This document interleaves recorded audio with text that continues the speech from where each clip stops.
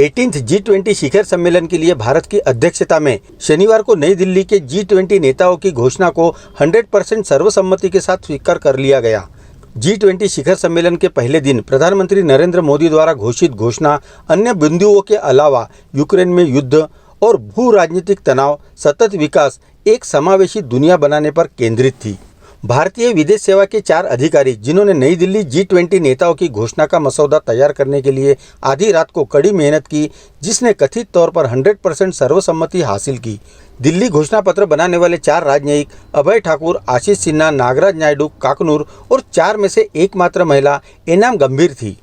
एनाम गंभीर जिनेवा विश्वविद्यालय के पूर्व छात्र है। वह जनवरी 2021 से भारत सरकार विदेश मंत्रालय के साथ काम कर रही है।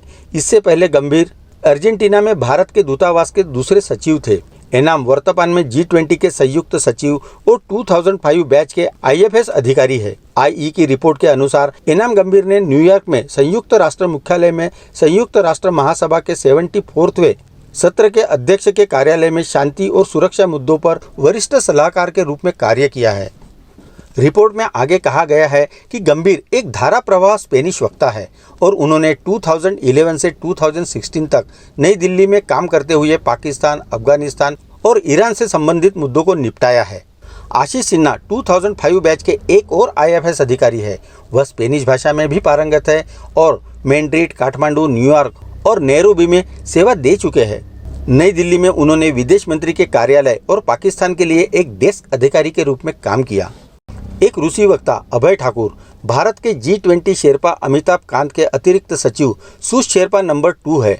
वह मॉरिशस और नाइजीरिया में भारत के दूत रहे हैं और उन्होंने विदेश मंत्रालय में नेपाल और भूटान का कार्यभार संभाला है। ठाकुर विदेश मंत्री कार्यालय में निर्देशक भी रह चुके हैं। चीनी भाषा में पारंगत नागराज नायडू काकनूर एक संयुक्त सचिव है और यूक्रेन संघर्ष पैराग्राफ पर प्रमुख वार्ताकार है। नायडू के पास शेफ डी कैबिनेट से लेकर संयुक्त राष्ट्र महासभा के 76 सत्र के अध्यक्ष के रूप में बहुपक्षीय अनुभव है। नायडू 1998 बैच के IFS अधिकारी है। IE की रिपोर्ट के अनुसार उन्होंने MEA के आर्थिक कूटनीति प्रभाग को संभाला है और यूरोप वेस्ट डिवीजन का नेतृत्व किया है। विशेष रूप से यूक्रेन संघर्ष पैराग्राफ के लिए बातचीत गंभीर और नायडू द्वारा नियंत्रित की गई थी।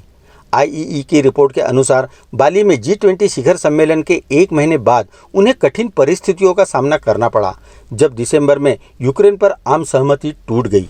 इस तरह विस्तार से बताते हुए कहा कि चारों ने दिल्ली घोषणा पर पूर्ण सहमति सुनिश्चित करने के लिए किस तरह से राजनीति बनाई। विशेष रूप से यूक्रेन रूस संघर्ष के साथ इंडियन एक्सप्रेस की रिपोर्ट में कहा गया है कि 4 राजनयिकों ने ब्राजील और दक्षिण अफ्रीका का समर्थन हासिल करने का फैसला किया।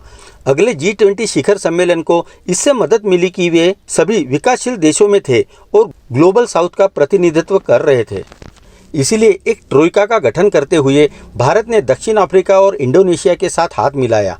कुछ महीनों और 5 रातों की नींद हराम करने और बातचीत के बाद आखिरकार शुक्रवार की रात G7 और रूस चीन गुट के बीच आम सहमति बन गई। पिछले हफ्ते प्रधानमंत्री नरेंद्र मोदी और रूसी राष्ट्रपति व्लादिमीर पुतिन के बीच फोन कॉल और शुक्रवार को अमेरिकी राष्ट्रपति जो बाइडेन के साथ द्विपक्षीय बातचीत ने सौदे को सील करने में मदद की।